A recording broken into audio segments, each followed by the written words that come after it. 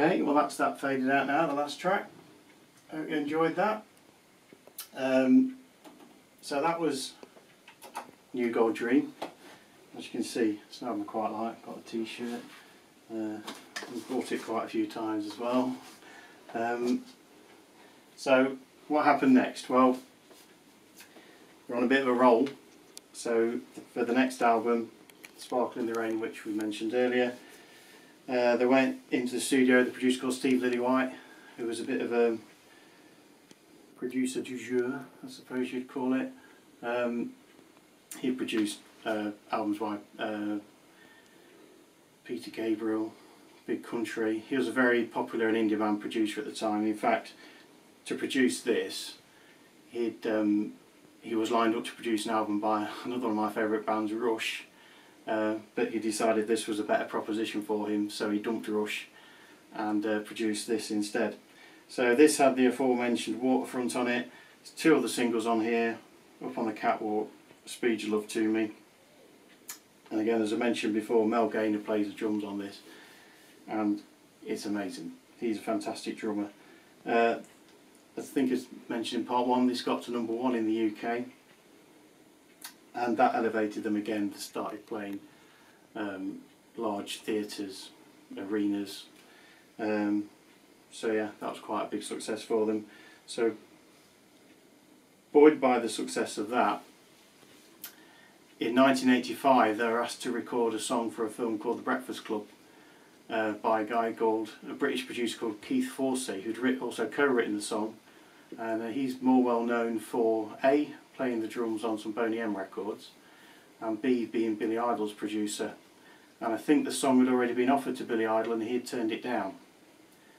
Well, the band then, they were asked to record it, which they did. They didn't make much of it. They thought it was just going to be a throwaway song on the end of a film that nobody would ever hear of again. Well, as it turns out, that song was Don't You Forget About Me, and I think it got to #1 in the United States and was a massive hit all over the world, as was the film. So they kind of never looked back. They added the La La La's at the end, so they got a bit of a writing credit for that as well. So fantastic, everything's lovely. So, but what they really wanted to concentrate on was their next album, Once Upon a Time. Another lineup change. Bass player Derek Forbes had left, who'd been with them since day one, and they got in Peter Gabriel and Kate Bush's bass player, a guy called John Giblin, and they produced this Once Upon a Time. And the record was produced by Stevie Nicks' producer and Tom Petty's producer, a guy called Jimmy Iovine. This is a real big rock sound. This album was a big hit in the United States as well as it was all over the world. I think something like 5 singles were released from it, either 4 or 5. I can't quite remember now. But again, it's a big rock album. I think a lot of their older hardcore fans dropped by the wayside. Not me, because I'd only been into them for about a year or so before, so everything was great to me. And this period of the band still holds quite fond memories for me, because that was when I properly got into them. So yeah, all the other stuff, all the early stuff is fantastic and I love it. I'd probably prefer to listen to that than listen to this, but I still have quite warm feelings towards this album. So with that, they went on a world tour, again playing arenas all over the world. I just didn't pick up the record.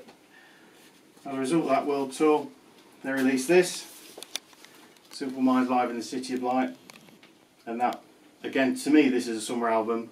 This was released in the summer of '87, and that was the year I left school, and I didn't have a job for a few months. So I listened to this quite a lot, well, an awful lot, along with another album, which I'm not going to tell you what it was because you'll talk about me. So they released that, and then they just pretty much disappeared for a couple of years. Again, another big change in direction when they came back. They'd been recording up in the Scottish Highlands at a studio they'd have built, and they released Street Fighting Years, which again, that is much more of a Celtic rock record. The big drums have gone, it's a lot softer sounding, but it also produced their first UK #1, Belfast Child, which you never hear them play live now. I've seen Simple Minds more than any other band, but I've only heard them play that twice, and that was when I went on the tour for Street Fighting Years. I saw them twice on that tour. So I think that is where we will leave the Simple Minds story. They're still working, still touring, still playing big venues. I still go and see them quite regularly. We were planning or making tentative plans to go and see them in Edinburgh, Princes Street Gardens in August, but obviously that's now fallen by the wayside, sadly, because of our current situation, but there we are. We'll see them again at some point, no doubt. So that's that for Simple Minds. But we have got another session lined up with somebody else. Another 80s album, doing a lot of 80s albums. But don't worry if you don't like the 80s, because the next one that I'm planning on doing was released less than 3 years ago. But it's very much influenced by the 80s. So that's that.